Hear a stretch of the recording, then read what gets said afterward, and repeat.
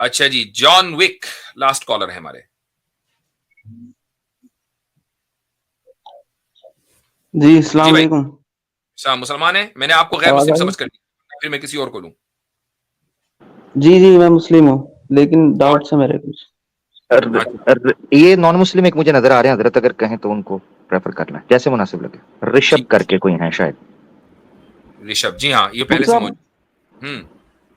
چلے صاحب کوئی ایک ڈاؤٹ ایک ڈاؤٹ رکھ لیجیے. جی جی میرا ایک ڈاؤٹ یہ ہے، جو نان مسلمس ہوتے ہیں ان کے کمپیریزن میں ہمیں ایڈوانٹیج نہیں ہے کیا ایک طریقے سے، کہ کتنے پرسنٹ ایسے نان مسلم ہوں گے آپ انڈیا سے جو پاکستان سے؟ مسلم بھائی میں انڈیا سے ہوں.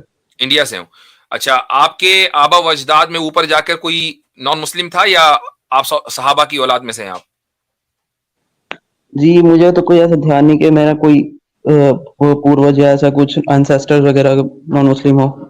اچھا، یعنی ٹھیک ہے. چل، لیکن آپ کے ارد گرد ایسے بہت سارے لوگ ہوں گے کہ جن کے پوروج یا جن کے انسیسٹر جو ہیں وہ نان مسلم تھے اور انہوں نے اسلام قبول. تو مطلب میرے بھائی بہت اب سارے بہت سارے ہوں گے، ہے نا، ارد گرد میں اکثریت انہیں لوگوں کی ہے.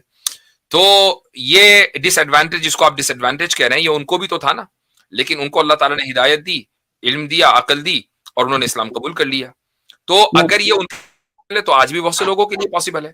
اب رہی یہ بات کہ بہت سے وہ لوگ ہیں کہ جن تک اسلام کی دعوت نہیں پہنچی ہے، پھر ان کی اکاؤنٹیبلٹی کا اسٹینڈرڈ بھی الگ ہے. نہیں، جیسے کہ آج کے پرزینٹ ڈے میں اگر لیں کہ کتنے پرسینٹ ایسے، آپ کو کیا لگتا ہے کہ 100% میں سے کتنے پرسینٹ ایسے لوگ ہوں گے جو پہلے نان مسلم ہیں اور آج مسلم بن گئے؟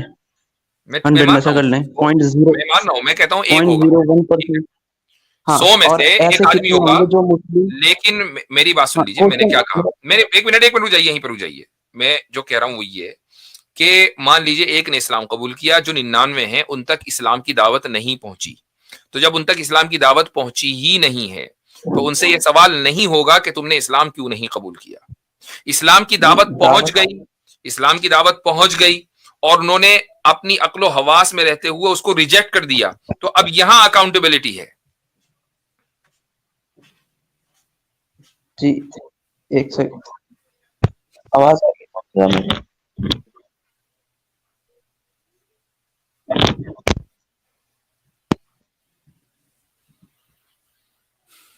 ہیلو.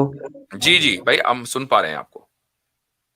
جی میں یہ بول رہا تھا کہ ایسے تو 90 مطلب ایک طریقے سے کہ 99% لوگ ایسے ہیں، 99.99% ایسے لوگ ہیں 100% جو ہے. مسلم پیدا ہوئے اور ان کے چانسز بھی بہت کم ہے کہ وہ نان مسلم بن جائیں فیوچر میں.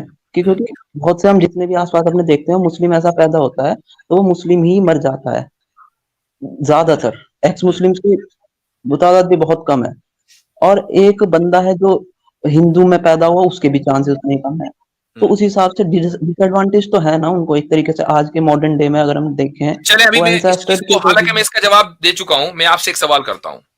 دنیا کے کسی بھی سسٹم میں آپ چلے جائیں، جو سیکولر سسٹم ہے یا ایجوکیشن سسٹم ہے یا کہیں بھی ہے، جاب سیکٹر میں، کیا ایڈوانٹیج اور ڈس ایڈوانٹیج وہاں ہوتی ہے یا نہیں ہوتی ہے؟ جاب سیکٹر میں کہیں بھی آپ چلے جائیں، دنیا کے کوئی بھی سسٹم اٹھا لیں، اس میں کچھ لوگوں کو ایڈوانٹیج اور کچھ لوگوں کو ڈس ایڈوانٹیج ہوتی ہے یا نہیں؟ جی ٹھیک. اچھا، جب ایڈوانٹیج اور ڈس ایڈوانٹیج ہونا اس دنیا کے خمیر میں شامل ہے تو بھائی ہر چیز میں ہوگی نا. پھر ایسا تو نہیں ہے کہ بھائی جو لبرل سسٹم ہے نا اس میں ہر ایک کو ایڈوانٹیج ہے، ڈس ایڈوانٹیج کسی کو نہیں ہے. بھائی آپ جی دنیا ہوگی، کا کوئی بھی ٹھیک ہے. سسٹم اٹھا لیں گے تو ہر جگہ کچھ لوگوں کو ایڈوانٹیج ہوگی، کچھ لوگوں کو ڈس ایڈوانٹیج ہوگی. اب اس کو ڈس ایڈوانٹیج جو کلاس ہے اس کو اس کی ڈس ایڈوانٹیج دور کرنے کا طریقہ کیا ہے کہ آپ اس کو ایجوکیٹ کریں گے.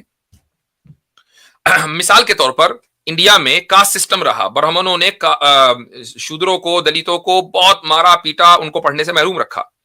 ٹھیک ہے، سب کو پتا ہے، ایک فیکٹ ہے.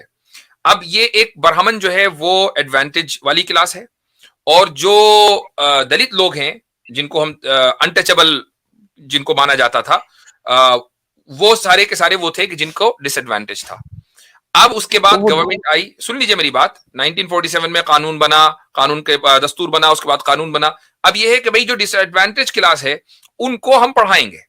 ٹھیک ہے، ان کے لیے ریزرویشن آ گیا، انہوں نے پڑھنا شروع کر دیا. لیکن ابھی بھی بہت سارے ایسے ہیں کہ جو اس ریزرویشن کا فائدہ نہیں اٹھا پا رہے ہیں. وہ یہ کہہ رہے ہیں کہ ہم تو پڑھتے نہیں, ہم تو ایسے ہی جاہل رہیں گے. تو اب آپ کیا گورنمنٹ کے اوپر بلیم کریں گے کہ جو ریزرویشن دے کر بھی ان کو آگے لانا چاہ رہی ہے؟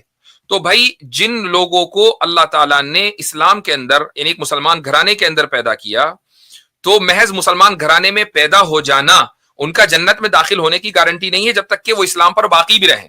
اور حدیث میں رسول اکرم صلی اللہ علیہ وسلم نے فرمایا کہ آخر دور میں ایک زمانہ ایسا آنے والا ہے کہ اسلام پر باقی رہنا ایسا ہی ہوگا کہ جیسا کہ ہاتھ میں آپ اپنے انگارہ رکھیں اور اس کو ہولڈ کرنا مشکل ہوتا ہے.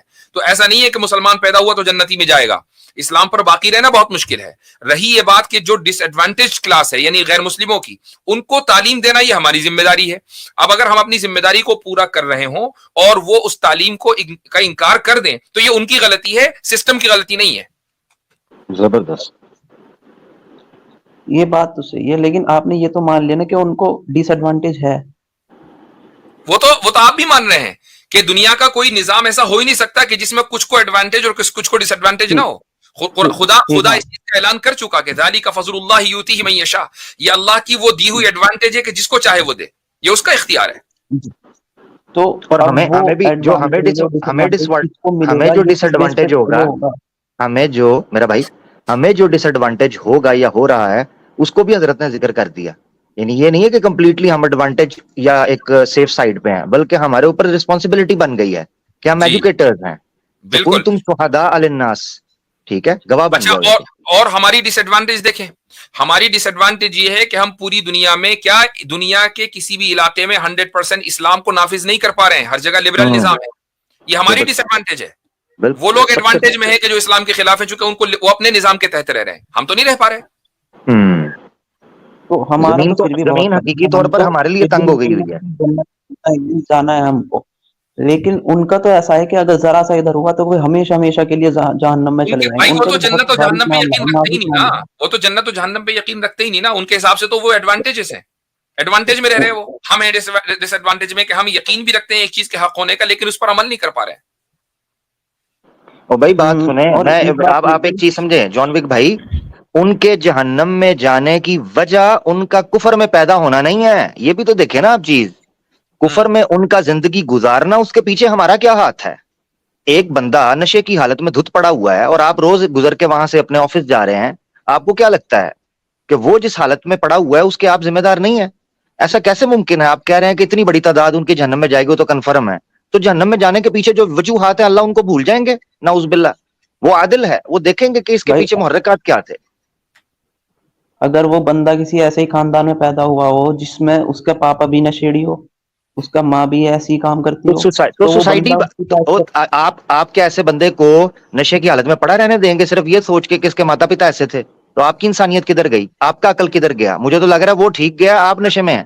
یعنی ایسے بندے کو نشے میں کہا جائے گا جو کسی, وہ کہتے ہیں نا پلا کر گرانا تو سب کو آتا ہے, مزہ تب ہے کہ گرتے کو سنبھال ساکی. کمال کرتے ہو. اچھا ویسے جو نشے میں ہے اس کو سنبھالتے نہیں. جی یہ دوسری ڈائریکشن میں کریں, ایک یہ تھا کہ اس کو ایڈوانٹیج ہے, تو اللہ نے یہ ڈیسائیڈ کیسے کیا کہ ہاں یہ ایک سول ہے, اس کو بنا رہا ہوں میں اور اس کو یہ ایڈوانٹیج دے دوں گا میں کہ بھائی اس کا یہ ذمہ داری ہو کہ اس کو. اللہ تعالیٰ کو یہ ڈیسائیڈ کرنے کا آپ حق دیتے ہیں کہ نہیں؟